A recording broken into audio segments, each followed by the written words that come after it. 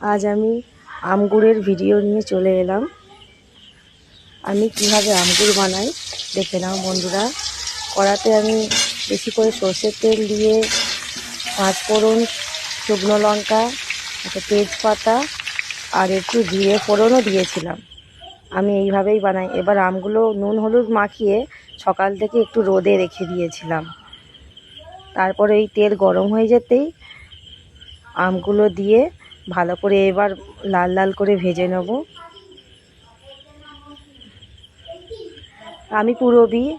আমি আজকে আবার একটা নতুন রেসিপি নিয়ে চলে এলাম। কেমন আছো বন্ধুরা একটু সবাই জানাবে। আর আমি আচারের ভিডিওটা কেমন লাগলো সবাই একটু কমেন্টে জানিও বন্ধুরা। এবার লাল লাল করে ভেজে দিলাম। ভেজে নিয়ে গুড় দিয়ে দিয়েছি।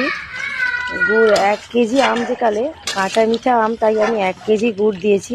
গুড় দেওয়াটা দেখানো হলো না।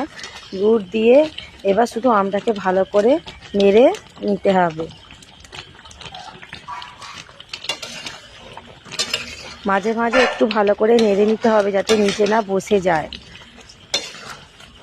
আম যেকালে ভাজতে ভাজতে আমগুলো গলে গিয়েছিল, তাই আমগুলো একবার একবার করে আমগুড়টা নেড়ে দিতে হবে যাতে তলায় না বসে যায়। মিডিয়াম আঁচ রাখতে হবে। তোমরা কিভাবে বানাও একটু জানিও বন্ধুরা। তোমরা যেরকম হারে মিষ্টি খাবে, খুব মিষ্টি হলে একটু বেশি গুড় দেবে। আমার যেখানে কাঁচা মিঠা আম, তাই 1 কেজিতে আমি 1 কেজি গুড় দিয়েছি। তোমরা কিভাবে বানাও একটু জানিও।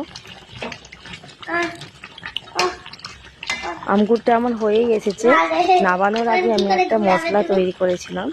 মশলাটা জিরে, গোটা গরম মশলা আর শুকনো লঙ্কা ভালো করে ভেজে আমি গুঁড়ো করে নিয়েছিলাম। লাস্টে নামানোর আগে এই মশলাটা আমি দিয়েছিলাম।